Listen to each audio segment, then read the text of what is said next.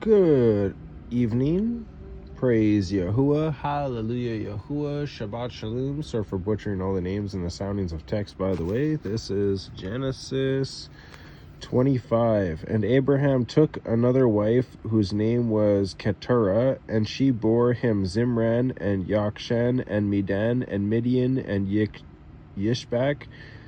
And Shua and Yokshan brought forth Sheba and Dedan, and the sons of Dedan were Ashirim and Letushim and Leumim, and the sons of Midian were Ephah and Epher and Hanok and Abidah and Eldaah. All these were the children of Keturah. Now Abraham gave all that he had to Yitzchak, but to the sons of the concubines whom Abraham had, which are wives,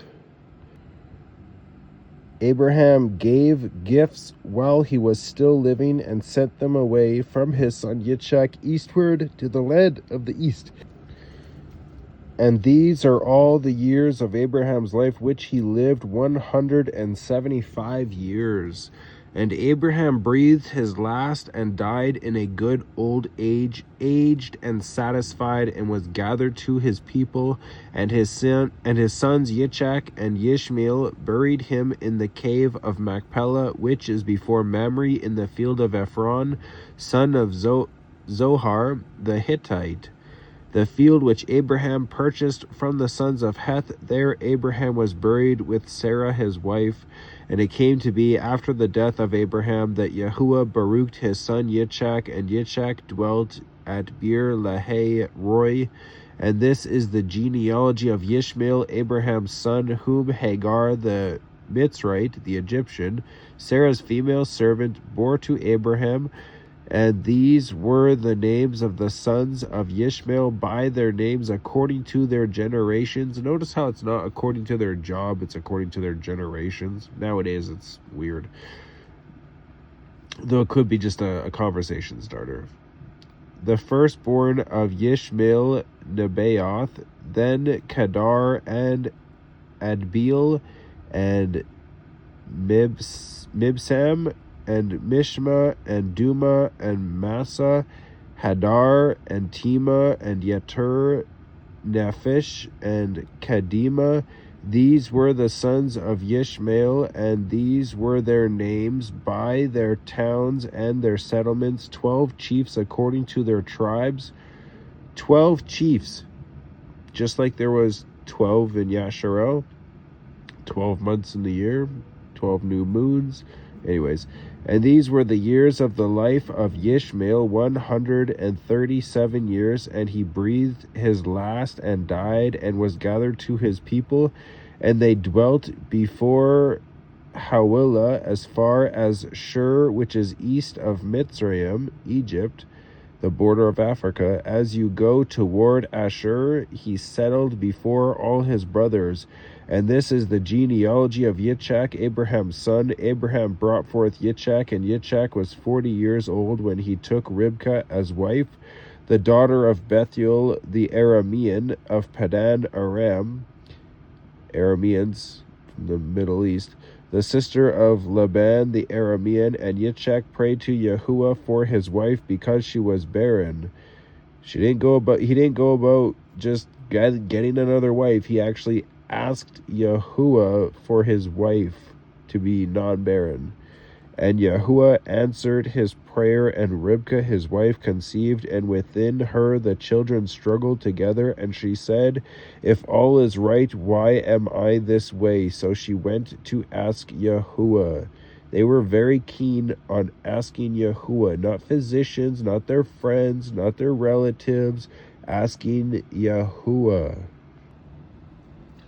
And Yahuah said to her, 2 nations are in your womb, and 2 peoples shall be separated from your body, and one people shall be stronger than the other, and the older serve the younger. And when the days were filled for her to give birth, and see, twins were in her womb, and the first came out red all over like a hairy garment, so they called his name Esau. And afterward his brother came out with his hand holding on to Esau's heel, so his name was called Jacob. James, just like the book of James. Hebrew is Yaakov. It's not Jacob all of a sudden. It's James. And Yitzchak was 60 years old when she bore them, and the boys grew up, and Esau became a man knowing how to hunt, a man of the field, while Yaakov, James, was a complete man dwelling in tents. And Yitzchak loved Esau because he ate of his wild game, but Ribkah loved Yaakov, just loved him more in one aspect. Doesn't mean that she loved her other son less than her other son, you know. It's just loved as in like cared for more because maybe he was more sensitive. Anyways, and Yaakov cooked a stew, and Esau came in from the field, and he was weary, and Esau said to Yaakov, please feed me with that same red stew, for I am weary. That is why his name was called Edom. Also, when it says that Yahuah loved Esau and hated Edom, or hated Jacob, or however it was supposed to go, I just want to point out that this was Yahuah hating the action, not the person. And so that Yahuah doesn't hate a whole ethnicity of people, he hates the sin that people do. So if anyone's looking down on anyone because of ethnicity, just know that you're wrong. But Yaakov said, sell me your birthright today. And Esau said, look, I am going to die, so why should I have birthright? Then Yaakov said, swear to me today. And he swore to him and sold his birthright to Yaakov. Therefore it wasn't stealing when Yaakov got the baruching from his father instead of Esau, because Esau right here and now sold his birthright.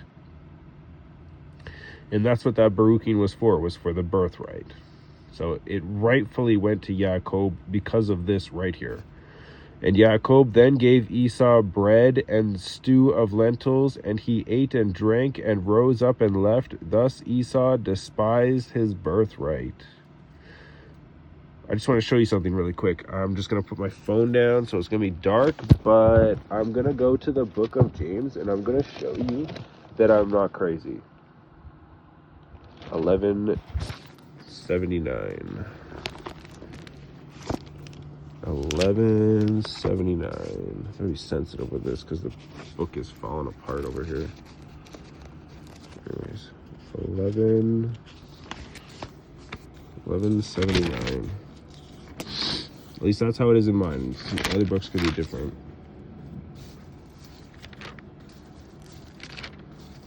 1179. 75. Boom, look at that. Book of James. Yaakov. Yaakov is not Jacob, it is James. HallaluYahuah. Shabbat Shalum.